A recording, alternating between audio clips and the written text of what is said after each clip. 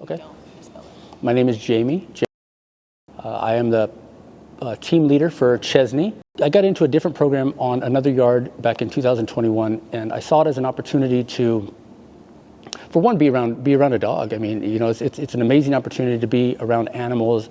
I've had dogs growing up, and I just saw it as an opportunity to do something different, to make a positive difference because in our addictions, in our criminality, the things we do on the streets, we take part in what's called the ripple effect. You know, everything we do touches another human being, and so on and so on. And so I saw this as an opportunity to counteract that negative ripple that I put out there, and to start putting a positive ripple back into society. I know it's people say, oh, you're just working with dogs, but for me, it's so much more than that, because with this program, we're helping to save their lives. So it's an amazing opportunity. What this program does is it enables us to work with each other. I may not get along with my teammate. We may not see eye to eye in a lot of things, but we're both working towards the common goal, which is the betterment of the dog and his future. So it teaches us interpersonal skills, teaches you how to communicate, conflict resolution, anger management, because the dogs do things often in the cell. They're like, you know, I don't have any children, but I imagine this is what parents go through. And so it teaches you how to emotionally regulate, how to deal with things on a more appropriate level than the way a lot of us are used to dealing with them in the past. It means regaining our humanity. It means for me, this is a part of my living amends. And what I mean by that is I can't have contact with my victim, and a lot of us, you know, the victims, we're not able to contact, and a lot of the victims don't want us to contact, which I totally understand. So the words "I'm sorry," they just have no meaning. So by making a living amends, we can do things to ensure that, one, we're never doing the types of things that we did before, and two, that we're, again, making a positive impact in some form or fashion on society, because this dog's going to get adopted and go to a family. And some little boy, you know, is going to be running around with this dog and having those positive experiences. And for me to be a part of that is just, I'm getting chills right now. It just warms my heart. It really. The little furry guy that when I close that door at night, you know, when I have him, it's just, he's in there, he loves me unconditionally. It doesn't matter what I do, you know, if I've you know, had a bad interaction with somebody that day, if I've said something silly, if I've you know, come across as rude to somebody, he doesn't treat me that way. He doesn't. It's just, again, I go in there at night and I lay down and I laugh. Sometimes I wake up in the middle of the night and I look down and I'm like, I've got a dog in my cell. It's just a phenomenal experience that not a lot of guys in the institutions get to have. So I'm extremely fortunate, and I'm grateful every day. I wake up in the morning, have my coffee, and I just look at him, I just smile, you know. So it's the negative stuff, the bad times, you know. I've had dogs that have you know, nipped at me and I've bled, but it's being a part of this and doing something positive that keeps me going, keeps me motivated, and yeah. So. Well, I approach it.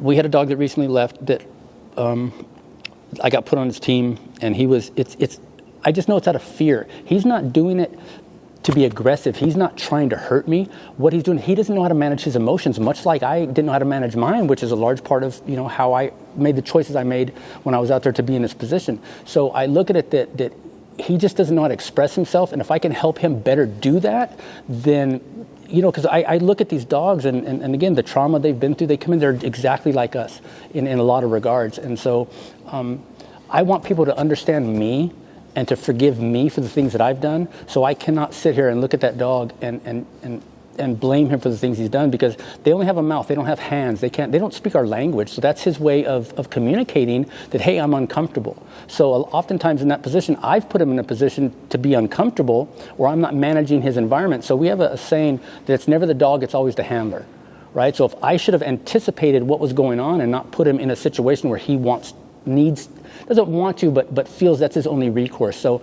I never blame the dog. I never do. Thank you for sharing. Yeah. It's perfect. It still hurts. Don't get me wrong. The blood's still the same, and the blood dripping down. And at the time, I'm like, you little sucker. But it's never their fault. To the people that make these programs possible, again, you're enabling people like myself I keep going back to get back our humanity, because that's exactly what it does. And it's not only a second chance for the dogs, because that's what this program is, a second chance canines. It's a second chance for us.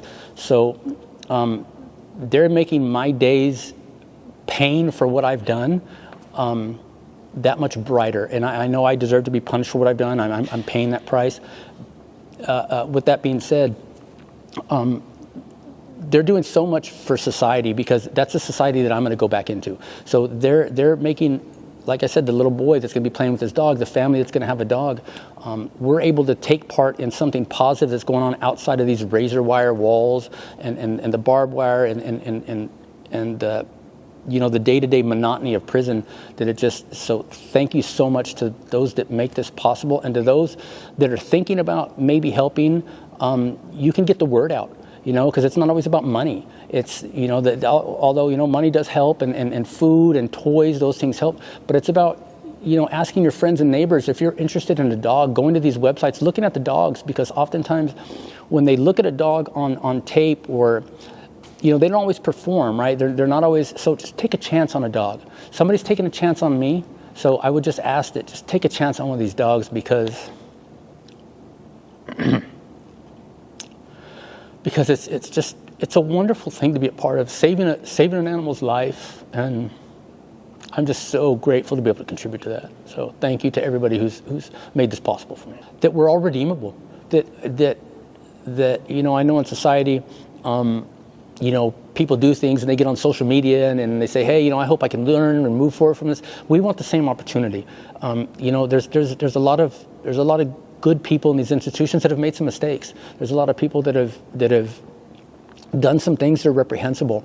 And at the end of the day, they're still humans, and we're still worthy of that compassion. And so just take away that there's compassion inside prison. There's a lot of good people. There's a lot of positive things going on inside prison. And, it's not all what's put on the news and said in movies and on TV. There's a lot of really, really good people in here doing a lot of really, really good things. And just don't forget about us. No, I get really emotional. This is an emotional topic for me.